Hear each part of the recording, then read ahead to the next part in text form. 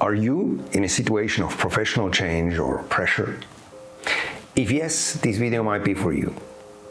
I went from a job that I loved to a situation of high pressure and layoff, and ultimately the question, what's next? So in this video, I would like to share with you the 3 most important lessons I have learned in more than 2 decades at big tech, as well as what helped me safely navigate a situation of high pressure and ultimately find a new perspective. My name is Reto, and I worked over the last 22 years in different sales and leadership functions at IBM and Google. Today, I work as a high-performance coach and help professionals with goals achieve outcomes. So, let's start.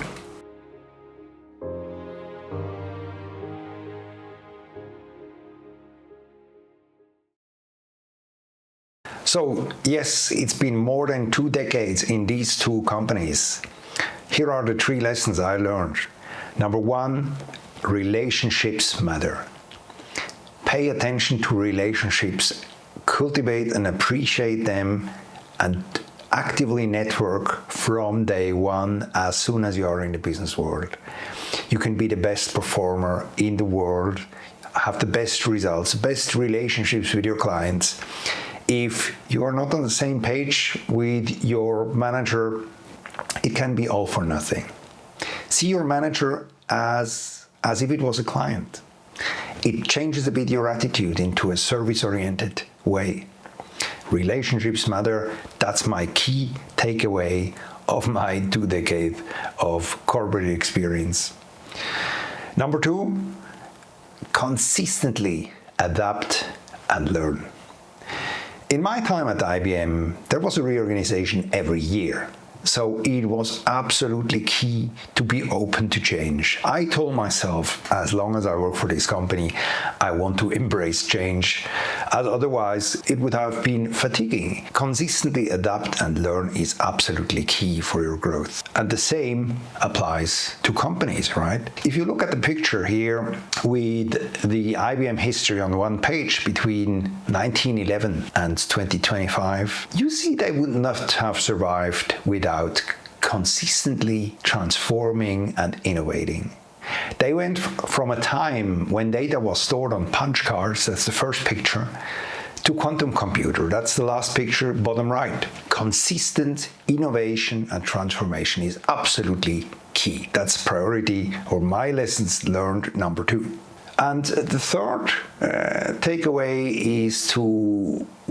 third lesson is to consistently embrace AI and data.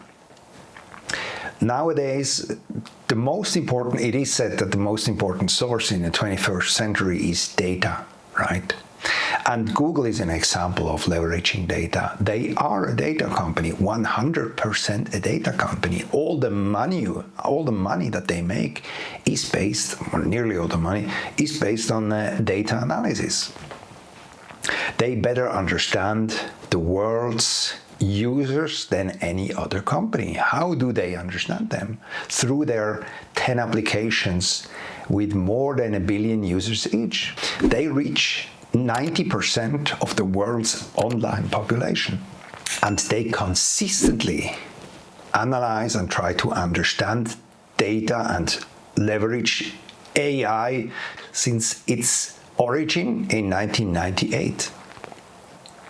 So to us it means if we want to stay ahead of the curve, we have to fully embrace AI and apply it in our jobs, in whatever industry we are in. That's absolutely crucial. Even though these 2 companies are very, very different, one has a more than 100-year history, the other one is a digital native. But these companies have 3 cultural elements, at least 3 cultural elements in common. Number 1, their consistent focus on innovation. Number 2, their consistent focus on customer success, respectively user success, user respect in a Google context, customer success in an IBM context. And number 3, a culture of high performance. Overall, I love to work for these great companies. I received many awards, many promotions, The last one, just 2 years after my start at Google, but then all of a sudden things changed. Just 30 days after my promotion, I was in hospital with COVID. At that time, there were no vaccines. And within the same 30-day timeline, I had lost 2 of my closest family members. And just 1 year later, I was under massive pressure, revenue pressure, and my job was at risk. Looking back, this was the start of my personal transformation. So, how did I all of a sudden navigate this situation of pressure? First of all, I must admit, it did not feel good to receive such an amount of pressure. And it was the first time in my career that I was in such a situation. I stepped back and thought about a strategy, and it was clear to me which priorities I wanted to set. My priorities were to focus on health, as well as on mindset and goals. Health, I wanted to stay healthy and get healthier even. Mindset, I wanted to stay relaxed and positive despite the pressure. That was, in my view, absolutely decisive to perform well. And regarding goals, it was clear to me that I want to pull all levers to make my goal. That was my strategy. Now, if we go to the topic of health, there again I had 3 priorities. The first one was to ask for help. And that would be my top recommendation for anyone who is in a situation of pressure. Don't make it out alone for yourself if you are in such a situation. Ask for help. Be it a family member or a friend, a colleague, or even a therapist. To ask for help is absolutely decisive. Top priority. Number 2, in terms of help, it was clear that I wanted to get, let's say, adopt a healthier lifestyle. With other words, start exercising more regularly, cultivate a sleep routine, improve nutrition.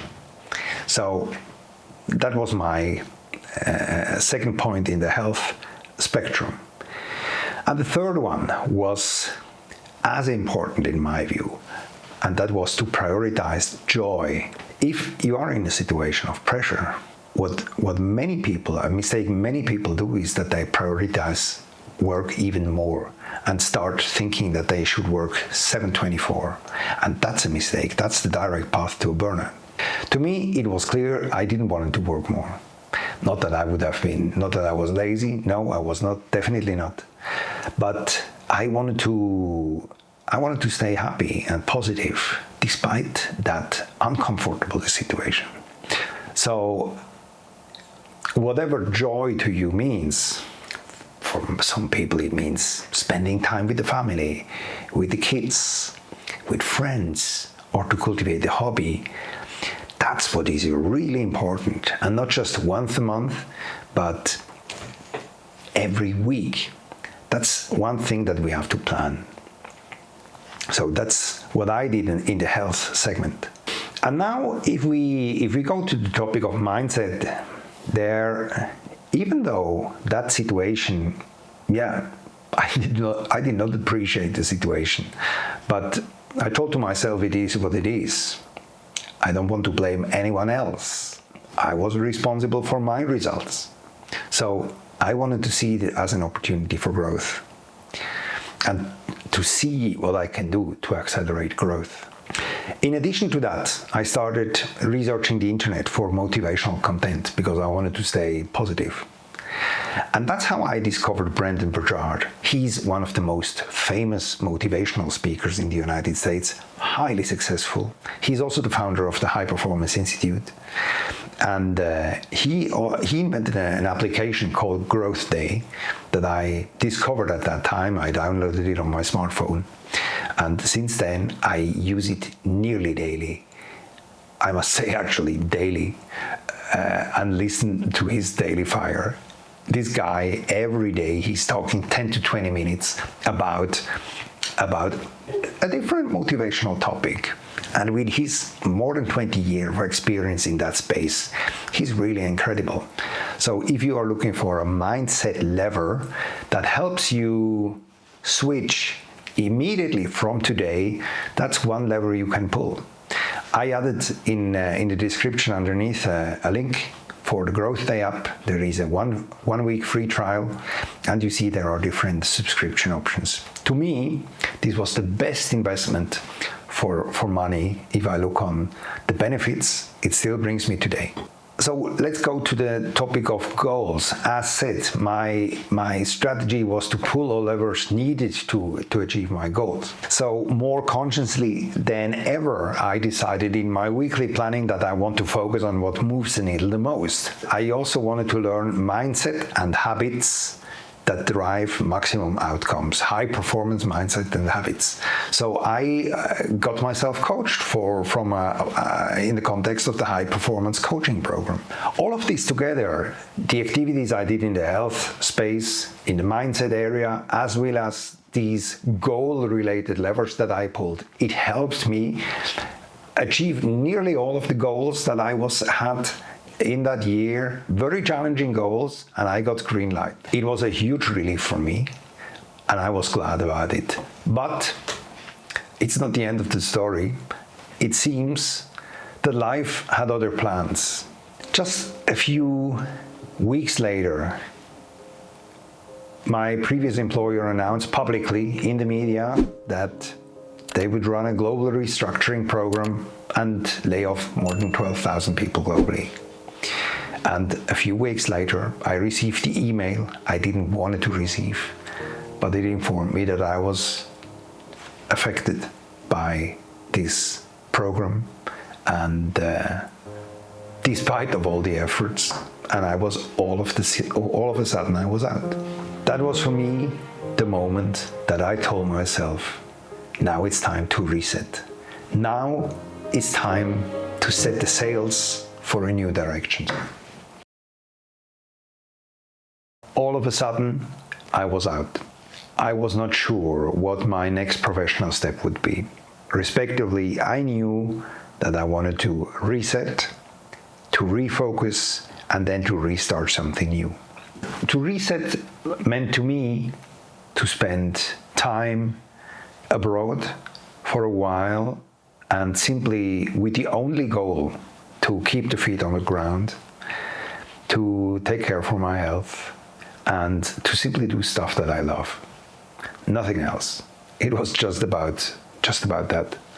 To me, it meant, as you see on this picture, I chose Buenos Aires. I love dancing. I love the culture.